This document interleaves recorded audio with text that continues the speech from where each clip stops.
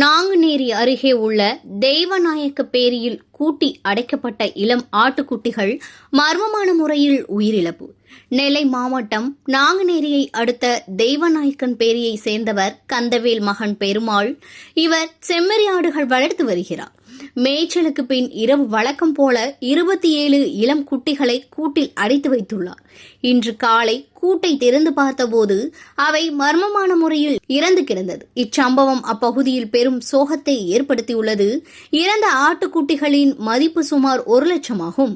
இது குறித்து கால்நடைத்துறையினர் உரிய விசாரணை நடத்தவும், ஆடுகளுக்கு தேவையான மழைக்கால நோய் தடுப்பூசி போடவும், இறந்த ஆடுகளுக்கு உரிய நிவாரணம் வழங்கவும் அரசு நடவடிக்கை எடுக்க வேண்டும் என அப்பகுதி மக்கள் கோரிக்கை விடுத்துள்ளனர்.